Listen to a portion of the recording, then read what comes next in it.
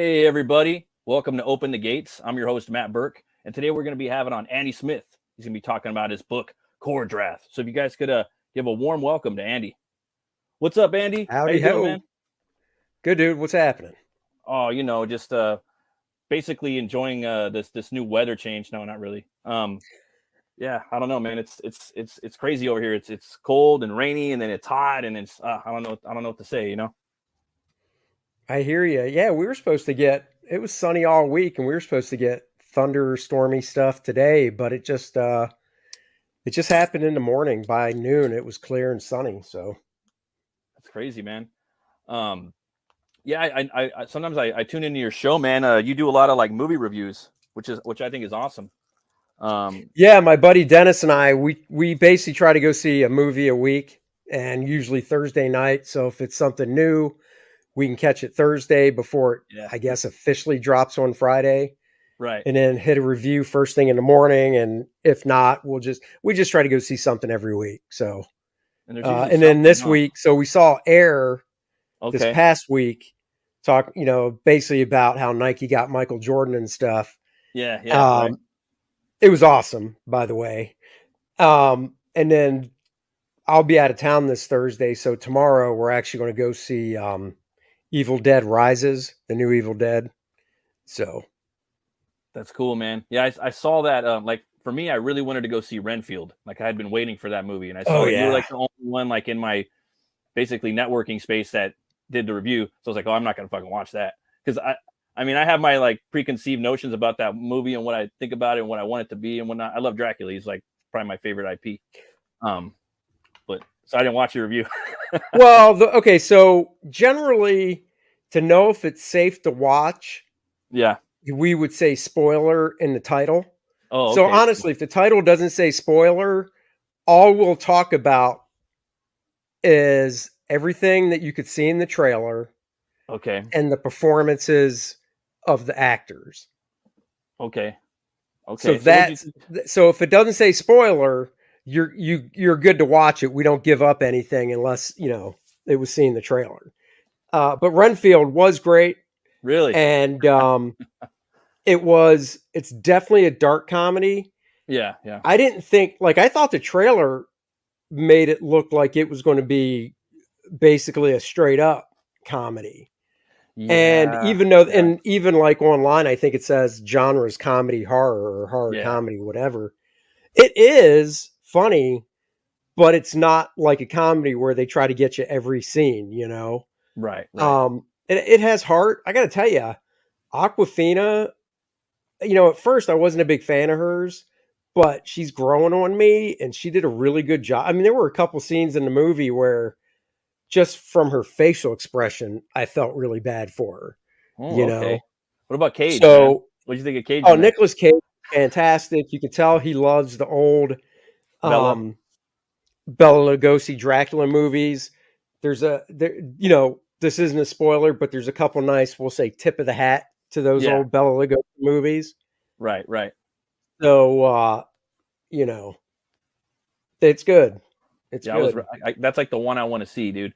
And like me and my buddy Brian Christgau, we do a horror movie club after this show. We'll do it at 8:00, and we always pick like a movie that's free, that's not behind a paywall, and we'll talk about it. We're gonna do Dead Silence tonight, the James Wan film. But for me and him, we talk about. You watch it at the same time, or no? We basically like pick a movie like throughout the week. We drop it like on Twitter, and then whoever watches it, it's free. We usually do like Hammer, anything, but we'll try to find something on Tubi.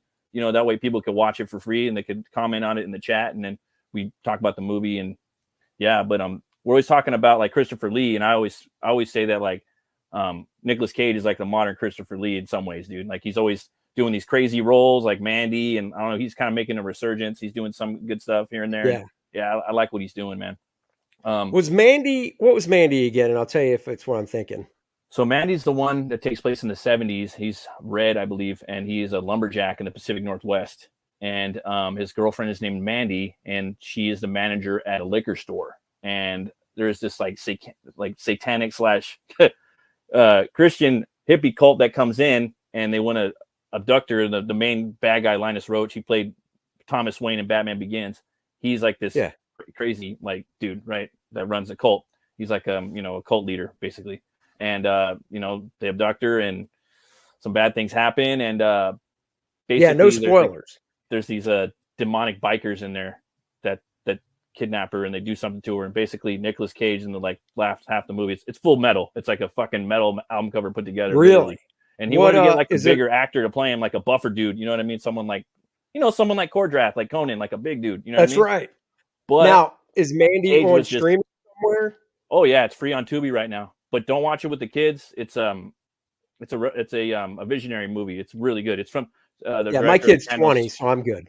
Panos Cosmos. There's it's some weird shit, dude. It's a weird movie. It's more like an experience. You know what I mean? But what he makes, really, he makes this big fucking blade. It's like an axe blade, like that big. He forges it like a blacksmith, and I don't know. You just got to check it out. It's directed by Panos. No, I might. Son of the other Cosmatos that directed Rambo 2 and Tombstone. You know. Yeah. What up, Edwin? Hell, brother. Thanks for showing up. But I don't know. Like I love that movie a lot. No, I'll have to. Cool. Now that I know it's free on Tubi, yeah, dude, I'll have to check it out. I love Nicolas Cage stuff, dude. Did you see the one from last year where he played himself? I want to see that. I want to see the one that's like Strangers in the Ghost Land or something. I want to see Pig. I want to see there's just so many movies that look cool. You know what I mean? Dude, the one where he played himself is just freaking-tastic, man. It is so good. I can't wait to check it out, man.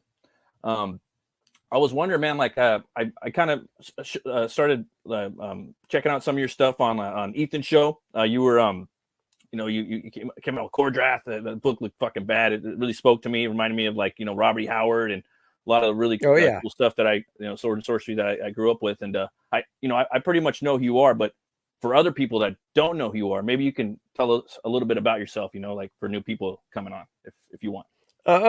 I've been drawing comics since 1991. So come May, it'll be officially 32 years. Sick. I started at DC. Then I went over to Marvel, within a year and change. Worked at Image, Valiant, Acclaim, whatever they were going by at the time. I think it was Valiant. Still, Valiant's awesome. And back to Marvel and DC and cross-gen, in there from 2000 to 2003. Then back to Marvel and DC, and now here I am. So yeah, making some cool books, man. That's pretty awesome. Man. Trying to. That's cool, man. So, I wonder, man. What's your favorite metal band? This. I always fuck people up with that one. Well, so I really do like Metallica, which I don't know if that's like the one that you're not supposed to say. No, fuck that. No, because those 3 albums, people can't step to that shit. You know what I mean? They're just solid. They're so good. I grew up with Metallica. Always loved them, but I also, when I was growing up, going to high school in the 80s, I would listen to Dokken. Yeah, I like Dokken. I remember that. I like Dio. Dio's powerhouse, dude. Queensryche. Oh yeah, epic.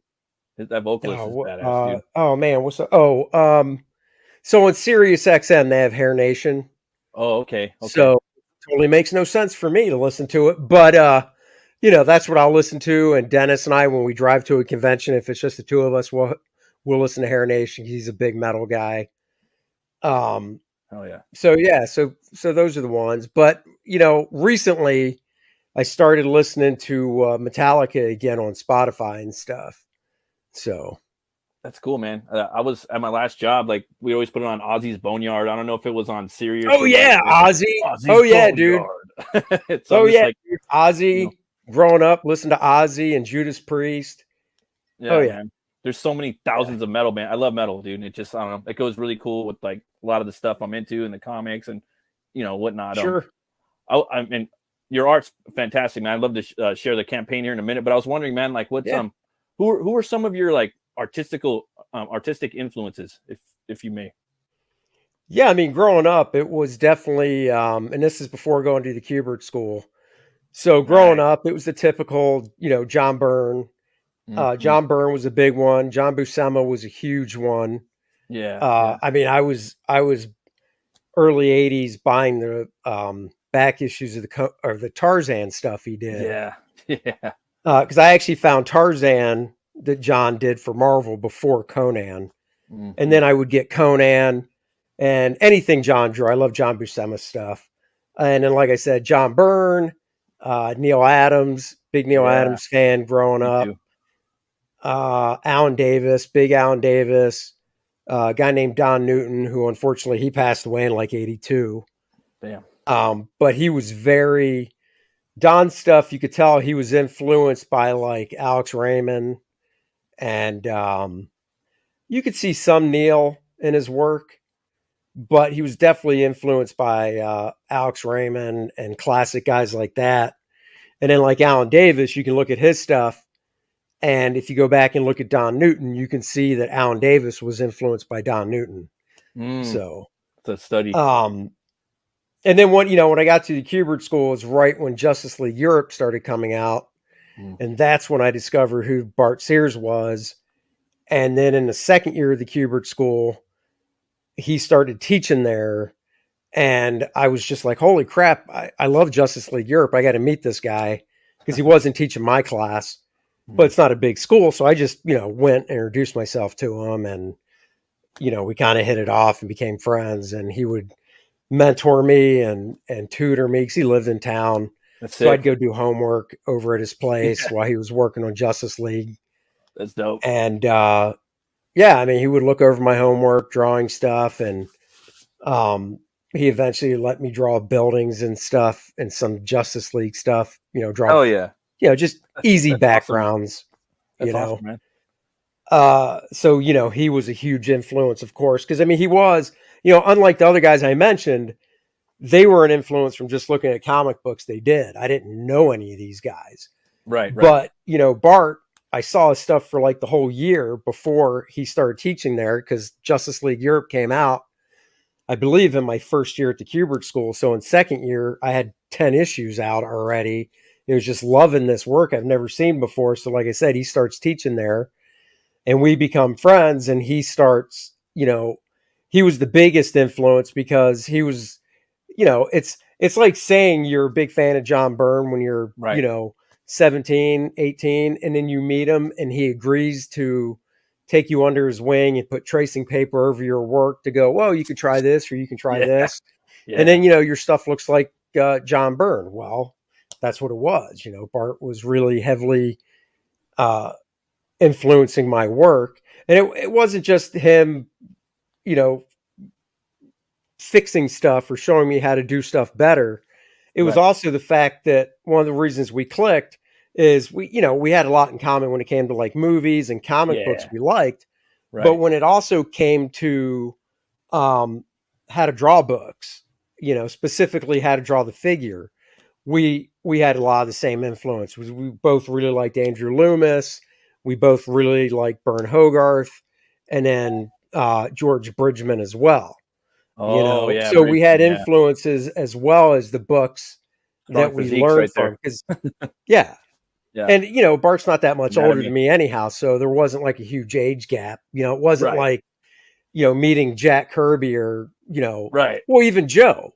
Joe, when I met him, was 62.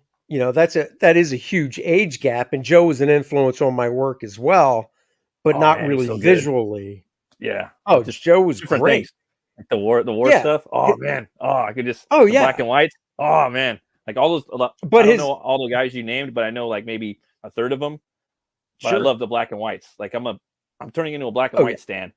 And like that's just like with Conan and his horror and noir and just everything. It just. I just like want it more and more, especially with this whole new era of AI coming through. And a lot of people are doing the digital stuff. But I'm sorry. I was just going to say I agree totally. And just touching back to Joe Kubert real quick, his influence on me wasn't necessarily his drawing. His figure construction is, once you see how somebody lays out a figure, his finish style is what I'm talking about, his rendering. Now I love it. I love what he does, but it's just, that's just the way he draws. He's drawing with the ink. but it's his storytelling that was the biggest influence on the panel to panel layout, page to page, and just flow of a story, and then moving, how he moves the camera around in and out and stuff to get the biggest feeling of movement on a static page. Yeah, right. Oh man. And that's the meat and the potatoes, right? Of like, making comics, right? Oh, yeah. Is the inside work, the sequential art. And so you're doing sequential art on your book, and I backed your book, and I'm getting the updates, and like, dude, you're doing this pretty quick. Like you're how many pages do you do like a week, man? Like I'm just curious. Not enough. I honestly, I guess it seems like I'm doing it quick, and that's cool, but I'm only doing like 2 pages a week of pencils and inks. But that, when I was working, what's that? Good. That's good.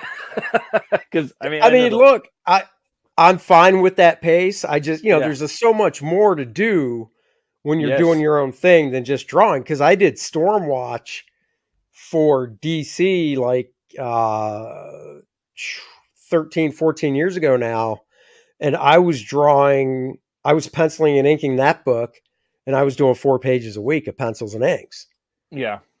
And I'm not any faster now or any slower for that matter. It's just all I had to focus on back then was, here's my script, there's my paper, sit down every day and draw, and that's it. I didn't have to promote and YouTube and all that stuff, Yeah, there's a whole other, and deal with a colorist and a letterer. Yeah. Did you you said you're pencil and inking too back then? Yeah. Or that's a lot of, that's awesome, man.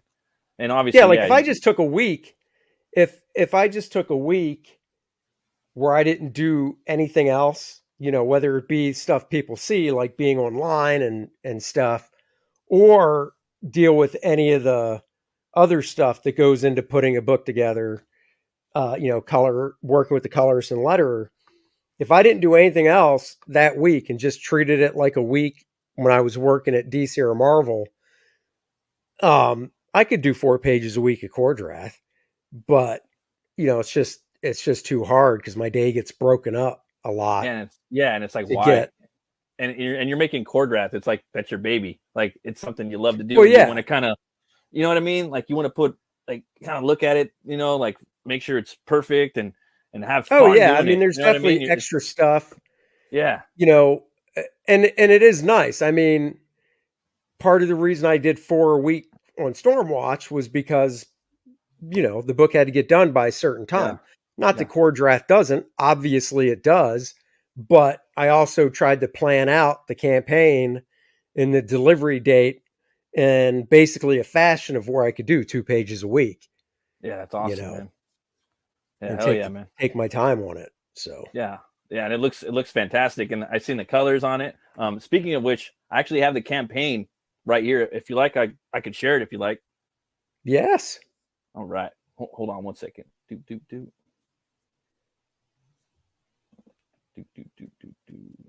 All right. Yeah, this looks badass, man. All right.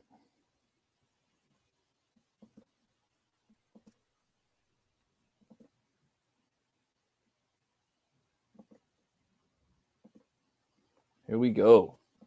There it is. And we got a trailer right here, man. Is it cool if I play the trailer? Of course. All right, here we go.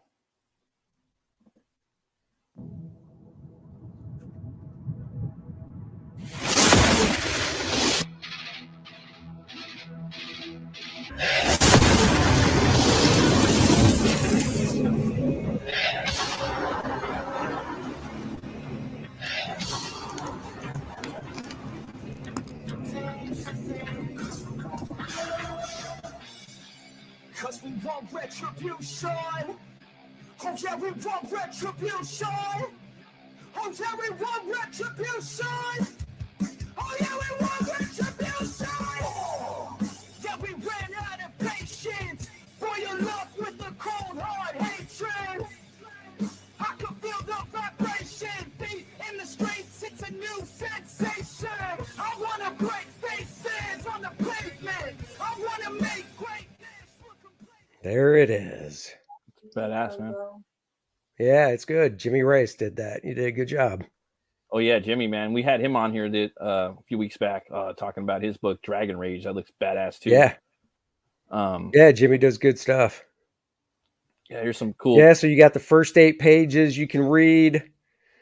And of course, if you were to click above where it said read the first 8, that actually takes you to the Kor-Drath.com site. But there's more on the site. Not more pages. You still read the first 8, but there's more information and stuff as well.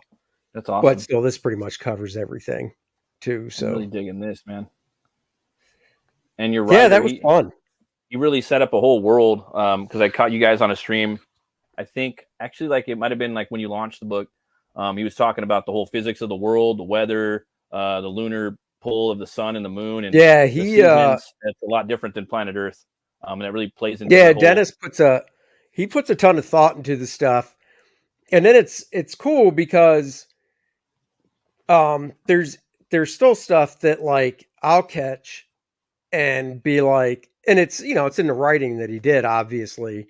When we get the lettered pages back, I'll catch something and be like, wait a second, this needs to be explained a little better.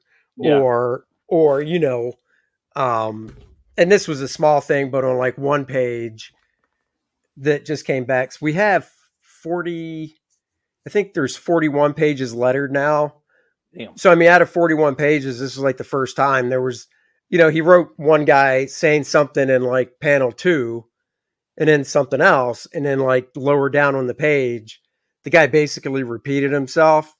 But there was more to it than just, the one bullet point from say panel 2. And I was like, nah, we got to lose that because he kind of gave up the ghost and, he kind of gave it away in panel 2. Yeah. Where it would have been more impactful if he just saved it all for like that 5th panel or whatever. Yeah. So, I explained that to him and I said, let's have it taken out and see how it reads. So, we had my buddy Steve Dutro, who's doing the lettering, take it out and edit it. And once he reread it, he was like, oh yeah, that works a lot better. So it's fun to have that back and forth with the stuff. Cause this is his first time. He's written short stories, prose stuff, not comic stuff. So this is all new from the standpoint of getting the pages back with the text and actually reading it together, because when he wrote it, obviously I hadn't drawn it yet. So he's just, like most writers, he's just writing, like this page, for instance, panel 2, and then whatever, Kor-Drath is saying in that second panel as he's rushing forward. But until you actually see it, the text that you wrote with the artwork, and this even goes, I feel this way too, when I've, written dialogue and then seen it with my art, it's just such a different feeling than seeing it on a Word document with no art to go with it. Right. And then sometimes he could write a close up and I draw basically a close up with the emotion on the face that, we want for the scene. Right. And then when you read the dialogue you wrote, you might realize, oh crap, that dialogue just doesn't work anymore, in context of the scene and the way it's drawn, so right. And it's like an amorphous beast, the whole book, the project, right? And you can never shackle it down and chain it down, right? Otherwise it's just going to starve it. Right. Yeah, pretty much. I mean, that's a good way to put it. And that's the fun of it too, right? Well, that's the total fun of it is, right. Because I like the fact that after it's written, because we kind of both came up with the basic plot, right? And I mean basic. And after we came up with that, I just said, all right, go write it. Yeah. And it was originally going to be 64 pages, and he just. Just reading through it, it was just like, some of the, and I told him, I said, oh my God, I said, dude, this could be drawn this way, but, and this is, this isn't a slight, but I'm not George Perez. I don't want to draw 9 panels, 8. I don't want to draw 7 to 9 panels on the majority of pages. Yeah. And he's like, I know, but it's 64 pages. I said, screw that. Just, you got to expand this stuff. Just expand it and let's see what it comes out. And it came out to 76. That's dope. So, we added 12 pages. Now, don't get me wrong. There's pages that have, I don't know if I've done a 9-panel page, but I've done a 7, I mean, on average, I'd say there were 5 or so. But, that was the other thing I was trying to explain to him as well. Because this, once again, being his first time writing in this format, I said, unlike Marvel and DC, we know the pages are side by side. There's never going to be an ad, right? Yeah. So that break, right? That just change. Right. Sometimes that can change anything. Like it could change the whole experience, right? Just the ad. Well, you just can't. When you're writing for Marvel and DC, you really can't think to yourself, save any big reveal for an even numbered page, right? Because you don't know where they're putting the ads, but we can do that. So I would tell even number got to hit every time, right? Right. And but then there was also the, save a cliffhanger. Well, I mean, technically the last panel of every page is supposed to be like a mini cliffhanger, right? And there were times, I think before it got to 76, it might not have been 76. Let's say it was like 72 pages.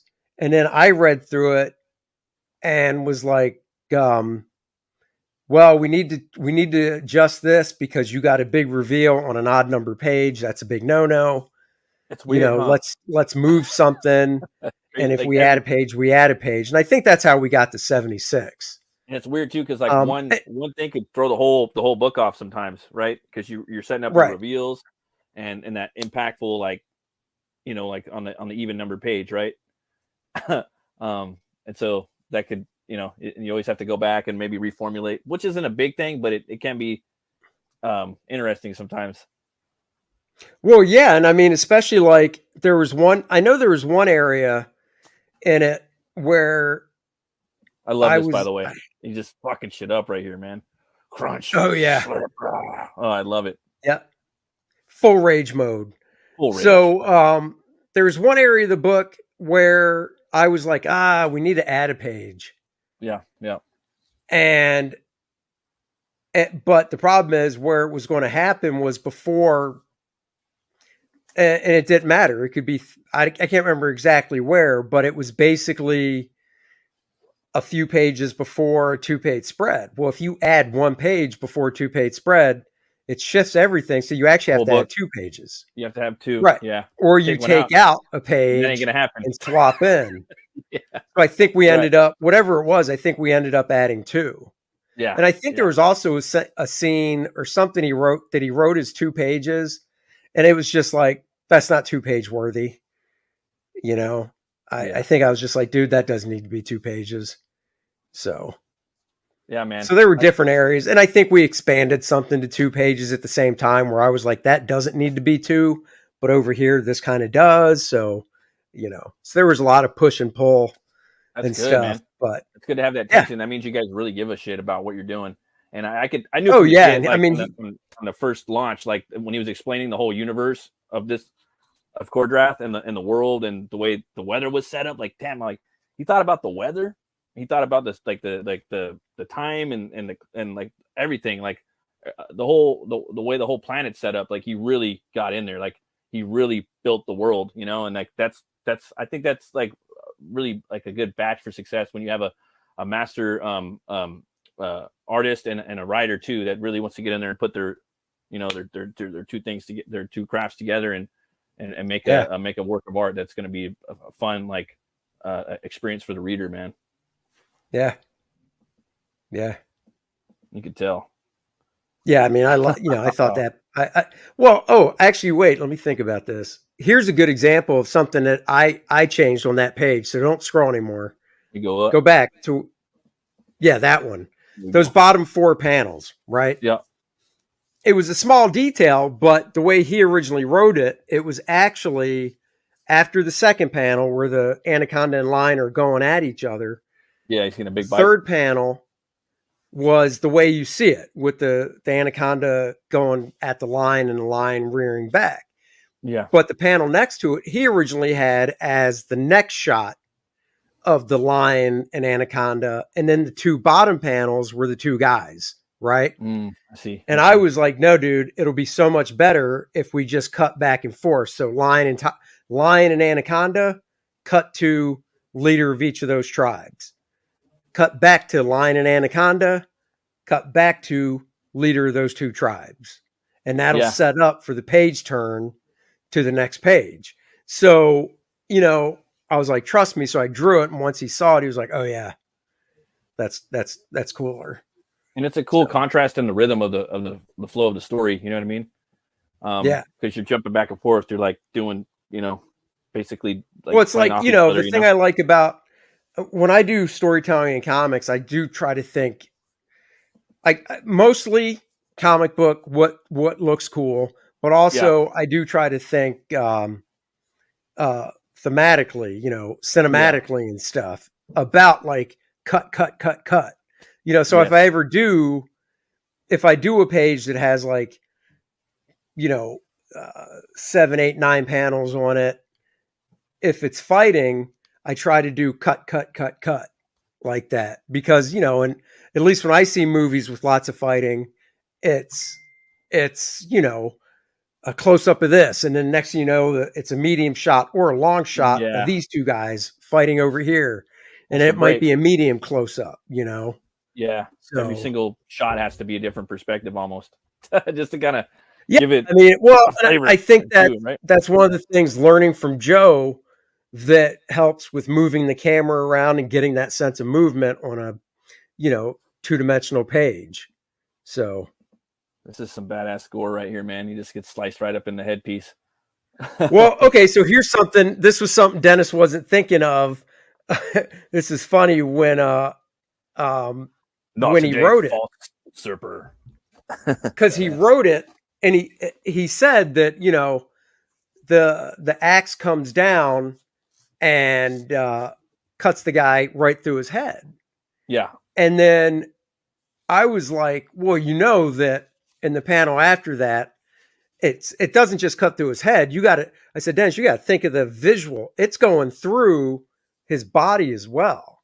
Mm-hmm. So like you can kind of see in that last panel, blood coming off his arm because it cleaves off that side of his body as well. Yeah. You know, without fully showing it and stuff.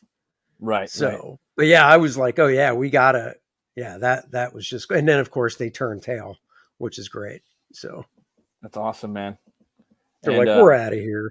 I'm really loving these colors too. I was always, because I've been watching the updates, you know, like how you did the double page spread of the battle, you know, when it was just the inks and the pencils, and now seeing the colors come in here and the different like lighting that it's got for the mood of the book, you know, it's got this kind of like greenish, like feel to it right here in this scene, at least, you know, like it's death, you know, like when I think green, I think death, you know, some people think life. I told him, I said, I want it to be that murky, you know, gross, whatever for that scene. Awesome. And then when they go back here to his tribe, the Red Lions, I said, you know, you can put some blue in the sky and stuff and whatnot to kind of change it some. I mean, it's the same, you know, it's the same day, obviously, but so yeah, I really love the colors in here too, man. Like, they're just not you can still see the line weights of the inks, so they're not basically painted over, you know. That's another thing too. Like, that's for me, that's a hard thing too. I think with colorists nowadays, you know, is to find that fine line of not coloring over the line. That's just my personal opinion as of late, is stuff like this where you could see all the ink in there. You know what I mean? It's not covering it up. It's not painted over it. You know. Well, and this is a good example too of, and I agree with you. This is one thing I like about that colorist. But so this page is 1, 2, 3, 4, 5, 6, 7, 8, 9, 10 panels, right? Mm. But see, when he wrote it where it was the first panel is the way it is, the second panel is, so's the third panel. But then from the third panel on, it was just a couple more panels of kind of almost the same shot. And that's why that's why I chose to break it up into these cuts of moving the camera to, okay, the close-ups of her hand over the wound. And then, she's pulling energy from the plants. So you see that. And Kor-Drath is even getting a little, he's supposed to look a little weaker because she's pulling like life energy from the living stuff to heal this dude. Cool. And hold on for a second. I got to turn this off. And then she kind of pulls the poison out of him and stuff. And, the plants die because she pulled the life force out of them. And even Kor-Drath is kind of like, woof, feeling it. So, I was like, well, the other thing, it worked well too, because there's no dialogue in those little 4 panels.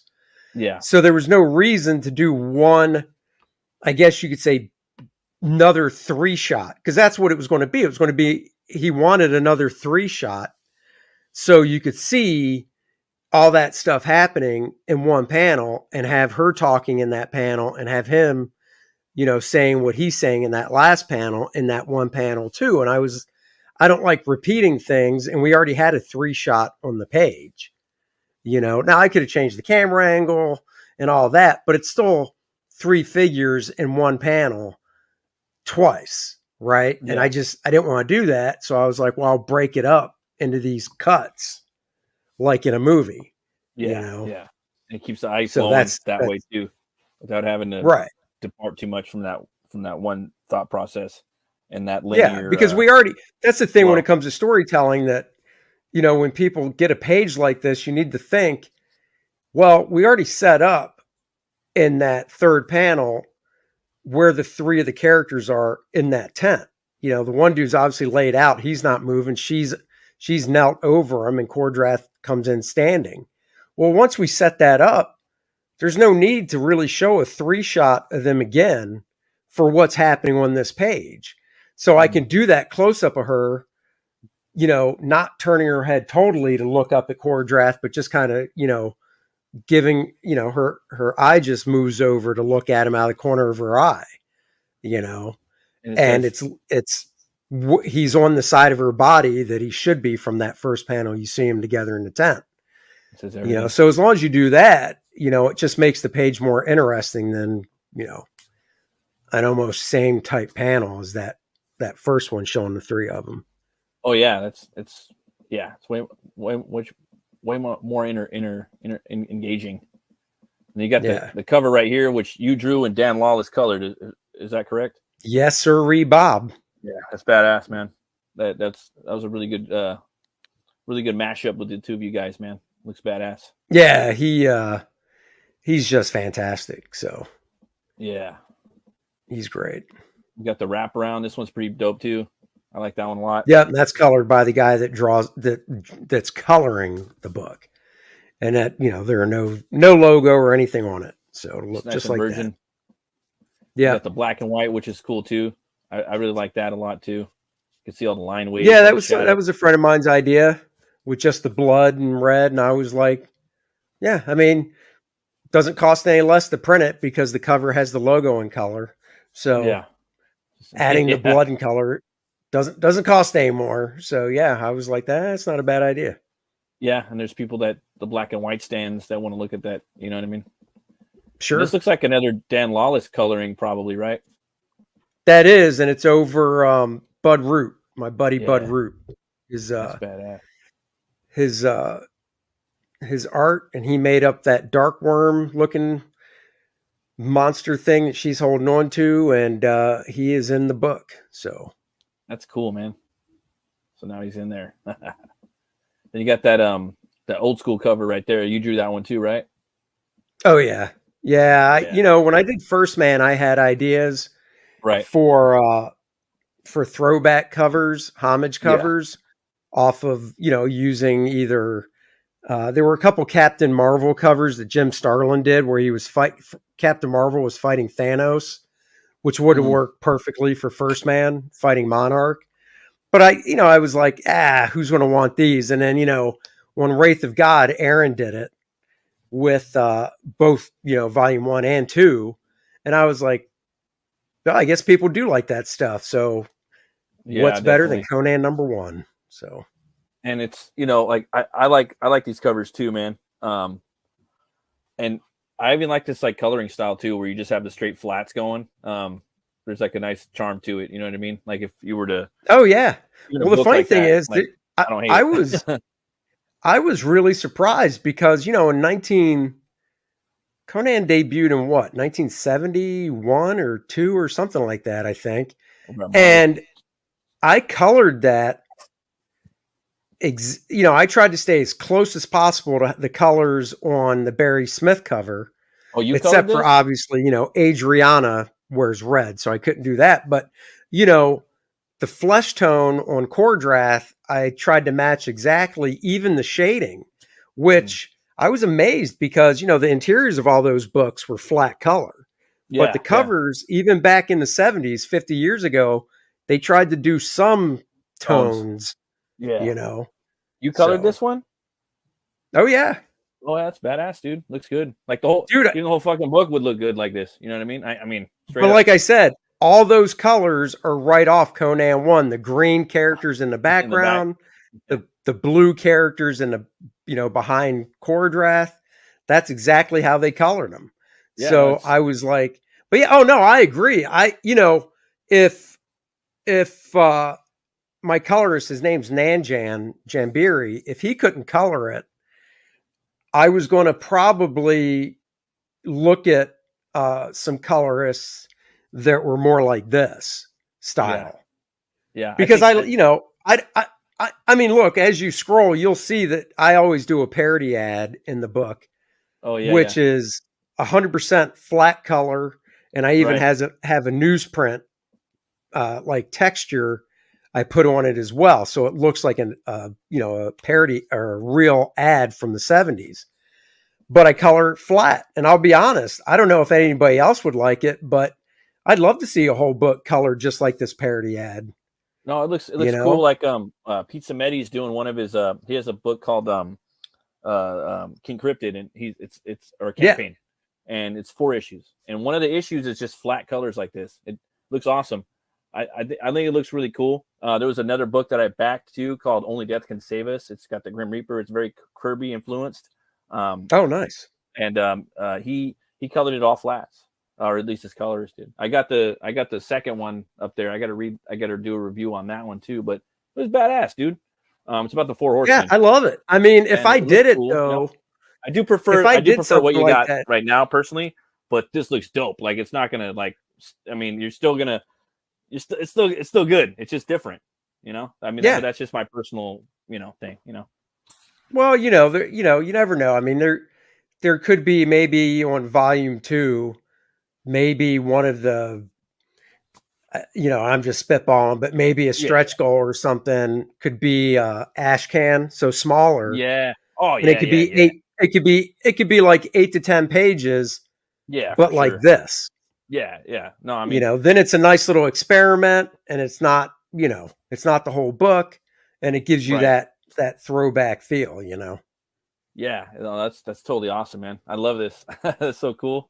And not that I have the time, but I colored that as well because it's flat color. And don't get me wrong, I can color stuff rendered.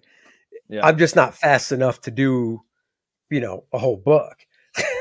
Yeah, no, that's that time, dude. That doesn't take that long. Oh yeah, but the coloring, all the rendering, oh my god, that takes a long time, man. That takes me forever. So you got the characters right here, which is badass. I really like the Necro Knight. Yep. I like the design on him, dude. He's fucking metal as fuck. So cool. I mean, the whole book's metal, but yeah, man. You got the characters right here.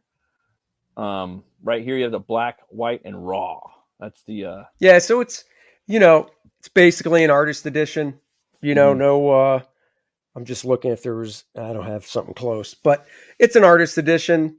It's just not, you know, it's not the big, huge one that's 11 by 17 because that is just too expensive to print. It's kind of big too. And then, huh? It's kind of big too. I mean, they're dope. I mean, I do like the artist editions, but it's kind of massive, dude. Well, this one is bigger. It's still bigger than a comic book by a good amount. It's bigger than a magazine. Cool.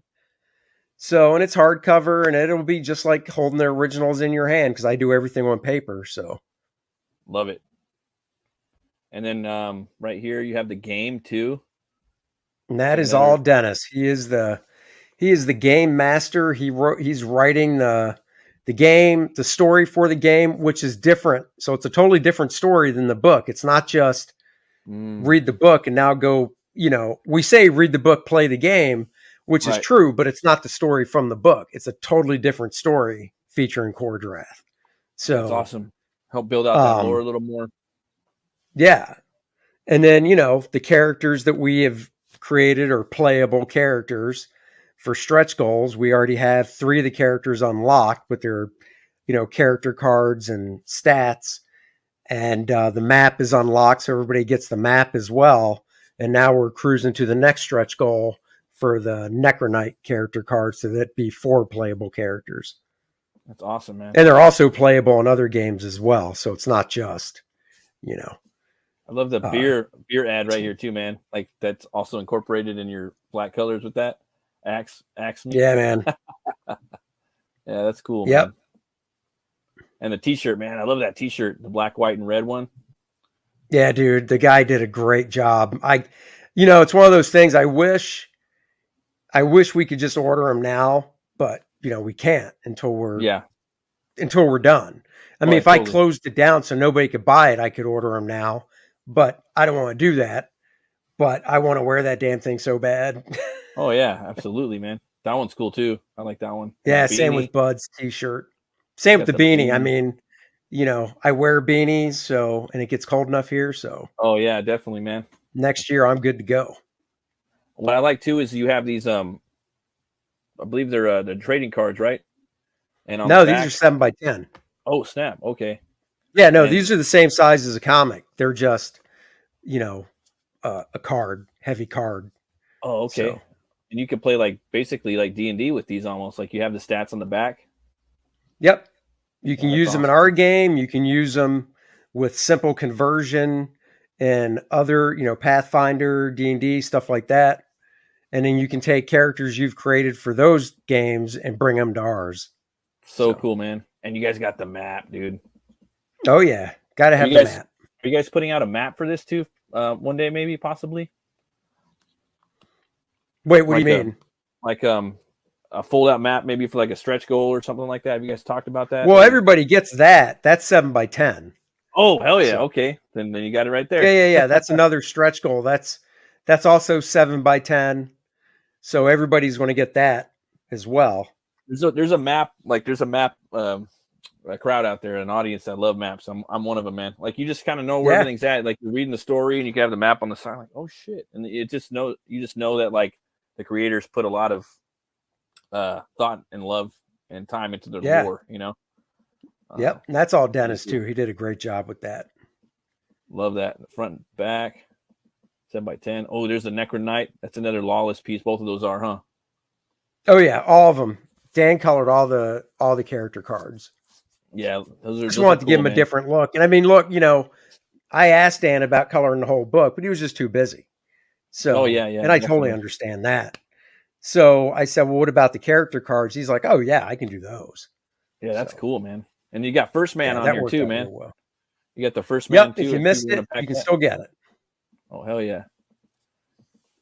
Yeah, the physiques are that awesome, is an ash can. So that, really? Maybe for the next book as a stretch goal, a little Kor-Drath ash can, or maybe a Adriana ash can with like an 8-page story featuring her, something about her. Well, that's cool, man. Yeah. And then you got the tutorials right here too. Yeah, that's template. So if you want to design characters, I did the hard part. I drew all the figures. You just draw right over top inside the book. And that's cool too. You guys that are watching, Andy does like some badass physiques, dude. So if you want to like create a character, back the book, get this, you can, have a pretty badass, swole up, metal looking dude. All you got to do is draw on the attire right over the top of it. So. And then my art book, 112-page art book. That's awesome, man. And that's a hardcover. Love the hardcovers, man. Maybe we can go over some of the tiers real quick, if that's all right. Sure. Right here we got the Get It All 170. with this. Get it all, right baby. Here. That's every cover. The only cover not included because it wasn't done yet is the cover E. But the homage cover, Conan cover. But you can add it on with very minimal shipping cost, and it still saves you money if you were to say, I'll buy everything separately. So that's cool. And that's the hardcover. Oh, and that also includes the line art cover for go back up. Let me just double check. I'm pretty sure it does. Yeah, that includes Bud Root's line art cover as well, which was only a 24-hour one that we put up every now and then. So yeah, if you want the line art to Bud's cover, it's in that one as well. So it's a sweet deal right there. That's the one you guys got to get. You got the if you want the trading card that people that signed up are getting for free, you can get it for $5 and no additional shipping. So sweet. You got the Kor-Drath E mini print right there of just the cover. It's pretty dope. Yep. You buy you dudes a beer. You buy us a beer, which when the campaign's over, we'll live stream from the bar. That's gonna be fun. Yeah. You got the Kor-Drath beanie right there, 20 bones. Kor-Drath game module, 20 bones. Yep. That's awesome. You got the oh yeah, we did do the game module digital, so that's something that somebody might want but not want to have to pay shipping for. Oh yeah, definitely. But you can also add it on to the campaign, the actual print version, which if you just add that on, shipping barely changes. So and you got the Kor-Drath cover right there. That's the one I backed. I really like that one, man. And then you got the Kor-Drath Volume 1 cover wraparound, 25 bones, both 25 bones. The line art edition, another 25 bones. Yep. And then the Bud Root cover, awesome, 25 bones. And then you also got the throwback cover right there, the homage cover, 25 bones. A bunch of people picked that up. Got that badass shirt. Man, I got to give me one of those. Another one, too. That's the Bud Root one. Yeah. These shoots awesome, dude. Another shirt, different sizes and stuff. And you got the artist edition, 65 bones. Yep, knocked down from 80 because when that sucker's off the campaign, the extras that I have, I'm selling for 80. So, and then this is good for like artists that are like greenhorns like me that want to study the art and figure out how he did it. You can kind of look at it, or just people that admire the line art, pick that up. Yeah, because it's I'm scanning all the black and white pages I draw in full color, so you can see the grave, the ink. You can see white out. You'll see all that stuff, and like all the borders on the final book are going to be black, but I fill all those in. I fill that black in on the computer, so. There's some stray brush marks where I'm pointing the brush to a tip. So yeah, it's just like holding the original in your hand. It's pretty awesome, man. You spill some coffee. And then the Barbarian bundle is that's just the covers. So no, it does not have the artist edition. And once again, you can just add on the homage cover and it'll still save you money compared to, buying everything separately. So get it while the getting is good. And you got the retailer pack, so for anyone that's watching, any comic book stores out there, I got a bunch out here in California. Come and pick this up. Yeah. $180. Or if you want 5 copies of cover A and 5 copies of Bud's cover, that saves you money. If that's what somebody wants. So yeah. Pretty good deal. Oh, and you got a figure sketch in here too, huh? That's awesome. There's a couple. I think there's 2 left. Damn. Those things are going like fire. Yep, 7x10 figure sketch, figure or character of your choice. So, that's cool. Oh, and then that sold out. Bud Root's art is gone. So this campaign's pretty epic, dude. It's awesome. For some people that don't know who Kozar is, would you be down with maybe just telling us like a little quick synopsis of the story a little bit? Kor-Drath is basically Kor-Drath. So the world, the Shattered Reach, is made up of, the area of the Shattered Reach is made up of 11 different tribes. And each tribe is represented by some type of, animal. So we focus on 3 tribes in this book: Red Lions, which is Kor-Drath. Everybody in the tribe wears a tattoo to symbolize it. It's on different parts on everybody, kind of, basically where you want it. Awesome. The Anaconda tribe, who they're fighting on that spread. And then the Black Eagles tribe, which his girlfriend / partner, sorceress Adriana, belongs to. And the Necronite, who is a bad guy, and his second in command, Lilith, the succubus, he is after something, and he's been trying to track it down. And he thinks it's at the Red Lions tribe. So he sends these anacondas, not in this scene. This scene has nothing to do with the Necronite. Mm-hmm. Later in the book, he sends the anacondas back to Kor-Drath's tribe, kind of enhanced, because there's magic in the book, and they slaughter his whole tribe. Oh, but Kor-Drath and Adriana are not there. So when they return and see that his tribe has been slaughtered, he needs to find out why. So he is out for blood. He is out for vengeance. A reckoning will befall. Him and Adriana set off to the Black Eagles tribe.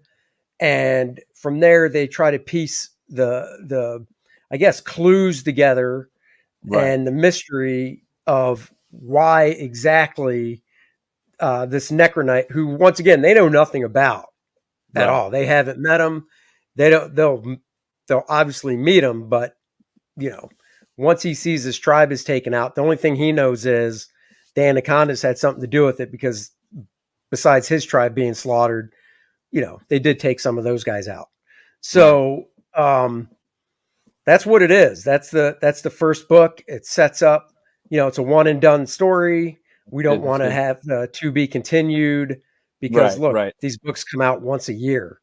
Exactly. So, we want to do nice. Little hair crumble, a little breadcrumb of something. Maybe. Yeah, of course. Possibly. There's always subplot. Yeah, there's always subplot stuff that doesn't get wrapped up, but the overall story arc gets wrapped up per book. And then, volume 2 subplots would pick up, but there'd be just like an episodic TV show. You've got subplots, but every week you get that new story on your episode, whether it's Law and Order doing basically Law and Order solving a new case. Yeah. But the background subplot is between the characters, like, what's going on in their lives and stuff, so that carries over, but you get a whole new episode volume the next year.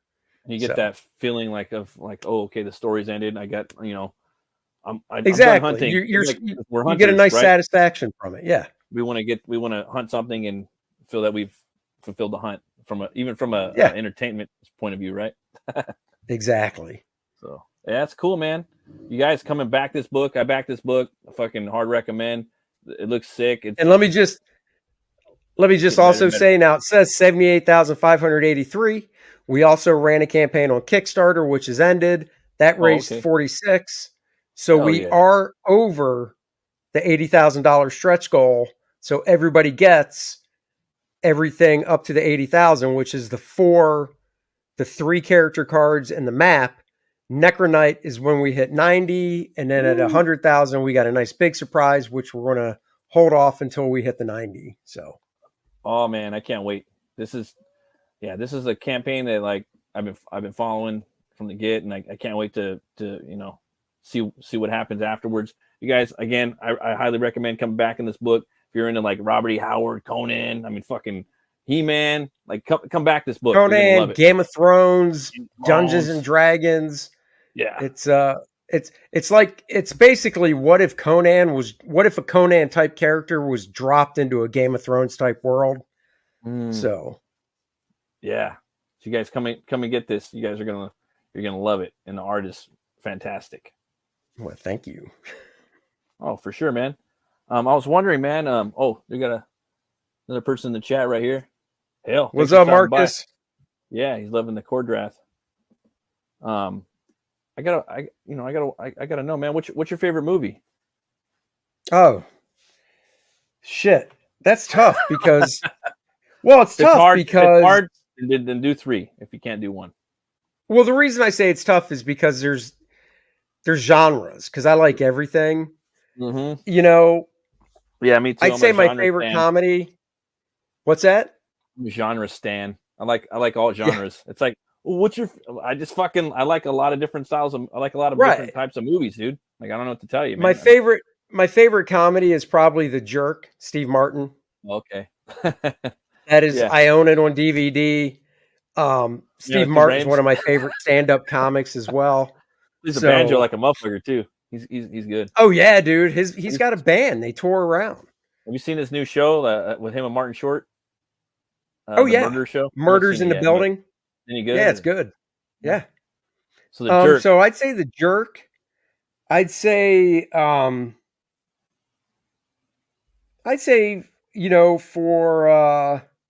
I'm trying to think drama now. Just to basically have comedy and drama without getting too into the weeds of things. Huh? Drama. Yeah, I'm trying to think. I don't know. You know what? I'm just going to stick to The Jerk because I can watch that anytime. He's loving The Jerk. Yeah, I can watch that movie anytime, so I'm just going to stick with The Jerk. I mean, I like dramas, but I don't tend to go back and rewatch dramas over. You know, it's got to be a really good one, and it's got to be like 8 years since I've seen it to go, let me watch that again. So I'll just stick with The Jerk. Such a good movie. It's just hilarious. Sure. And you couldn't do it today, which is sad. But crazy, right? Like there's so many movies you just can't make today. And even some movies they remake and they're just, like my favorite movies, like I kind of tied. I mean, you could hit me up in 10 years, but I love RoboCop, Conan the Barbarian, and Bram Stoker's Dracula, or Francis Ford Coppola's Dracula, if you want. Those are my favorite movies, and they've remade a couple of them and they're just not on the same level, Oh no, the original Conan, it just can't be beat. The Dracula's good. And was that the Dracula where Gary Oldman played him? He's my favorite actor. Okay. I mean, he's just great. A good fucking actor. And it was weird too, because like I was just even as like a in my early 20s, I was like, yeah, dude, he's such a good fucking actor. Because in like YouTube, they did these short videos of like how many different roles he's done in different dialects, and I think he owns like a record for the different dialects that he's done on film. Like you've seen A True Romance, where he's like that Jamaican slanger dude, with Christian Slater, and he's playing Dracula, and then he's Commissioner Gordon. It was just so weird. Me and my daughter, I let her watch Batman Begins. I was like, all right, this is the best Batman movie you're ever going to watch. And, you got Gary Oldman in here, and one day I'll let you watch Dracula, maybe, possibly. I might not be in the same room, but you'll see it.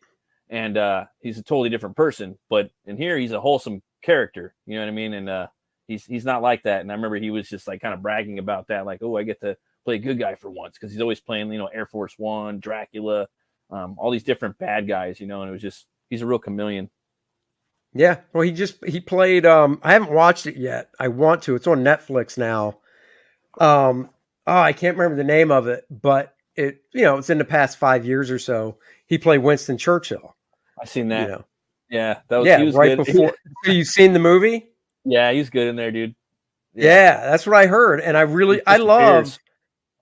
love good movies. I love historical stuff like that, because I like learning shit that I probably forgot.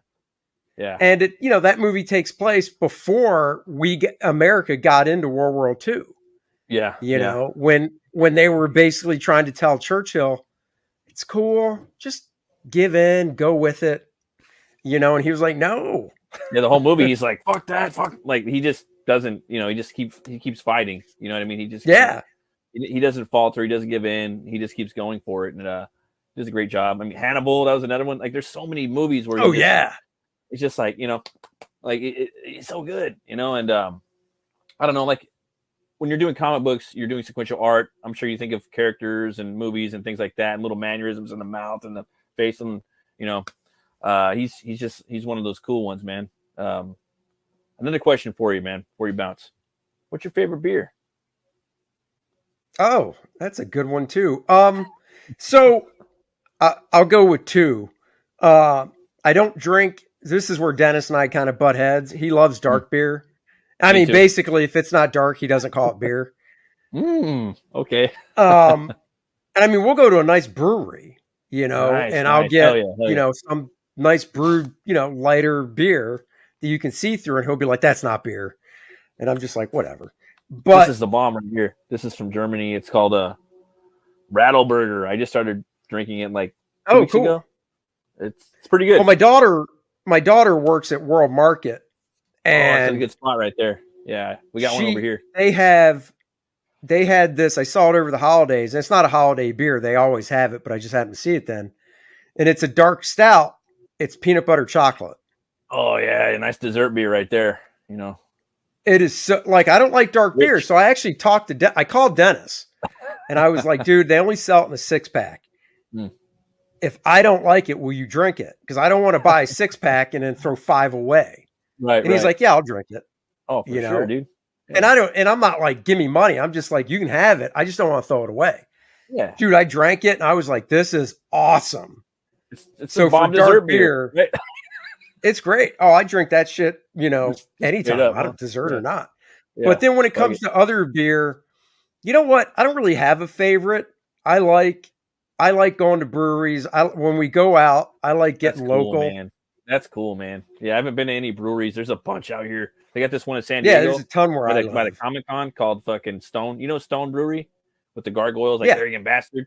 Well, it's right over there by Comic-Con, like in San Diego. Like they got this brewery there. You get the steaks and everything. I haven't gone yet. They even do a comic book beer once a year, like different comic, old school. Like Simonson did a cover for it, and it's always the Woot Stout. I know what you're talking about. Yeah. I'm talking. Yeah. So I want to go there. Yeah. So I mean, we were at dinner tonight, and I had a local red. I can't remember the name of it, but Red's good. It was something. It was a long name, but it was a red amber beer, and it was really good. Yeah. So, I mean, I like trying different stuff when I go out. Now, if we go to a restaurant that is very limited, I'll do like a Sierra Nevada, a Blue Moon, or a seasonal. If it's like we've got 4 on tap, I'll just do one of those. So there was this spot that we would go to called Glory Days. Back in the day, it was me and like my boss and a bunch of old meat cutters. We go there and they had these $1 burgers that were these fat, like this huge. Oh, this was like 10 years ago, but now they're like $5. But the burgers were so good and fat. But they would have pictures of Blue Moon, so we would get that, and then the fries were that big. You dip them in there with like, man, they got it. It's over in Long Beach now, but yeah, man. What's up, Pops? What's up, dude? But yeah, man, that's cool. Definitely, dude. But yeah, man, that's cool. I always like to hit people up when they come on, like what their favorite beer is and movies and stuff. Oh yeah, I'm always trying to look for new things to check out, So yeah, don't ask Aaron Lopresti. He doesn't drink. Oh, dude, there's a lot of people that come on that don't drink. It's crazy, But there's always something they do drink, And oh yeah, no. Well, I don't think Aaron drinks any type of alcohol. So basically, it'd be like, "What's your favorite lemonade?" Oh yeah, I don't know. No, I mean, yeah, that's what I mean. Like they'll have like a something like, well, like if you don't drink beer or alcohol or whatever. Well, I can tell you. So something, you know what I mean? When we go out and I don't want a beer, we go out and I don't want a beer, I get a Arnold Palmer because I like iced tea and lemonade. Exactly. I can't stand iced tea by itself, but with lemonade, it's fine. So. Oh yeah, Arnold Palmer's a bomb. I do like some sweet teas, but yeah. Yeah. So yeah, I'll get that when we go out. So after Kor-Drath, do you have anything lined up you could talk about, or are you keeping that under wraps right now? Well, I mean, probably a volume 2. That's the plan. And then, I've got a couple other ideas for something, but I'll keep those tight for now. So, but volume 2 for sure. So definitely there's possibly a volume 2 that's going to be coming out like in the next few years of Kor-Drath. So we could be looking forward to that, right? I mean, if, everything goes well, I would assume a year, from when this one comes out. So, this one is supposed to ship in November. So, probably following November, December, But that's your next project though. Like that's what you want to do, right? You want to do another Kor-Drath book next. That's cool. That's awesome, man. Hell yeah, man. That's I like to hear that, man. I don't know. I love the barbarian like sword sorcery stuff, and yeah, man, I can't wait to check it out. Well, shoot, man. Well, thanks for coming on, man. I appreciate it. I'd love to have you on again anytime you want. That'd be cool. Yeah, dude. I was wondering where can people find you at? Andy Smith Art on Twitter, Instagram, Facebook, YouTube is also just Andy Smith Comic Artist. And there you go. Pretty simple. And then Kor-Drath.com, like it says below my name. And yeah. Hell yeah. Well, thanks for coming on, man. Everyone that's watching, thank you. Thanks again. Always remember, roll the bones to know you roll. And you guys have a great day. Thanks for watching. Take it easy. Bye.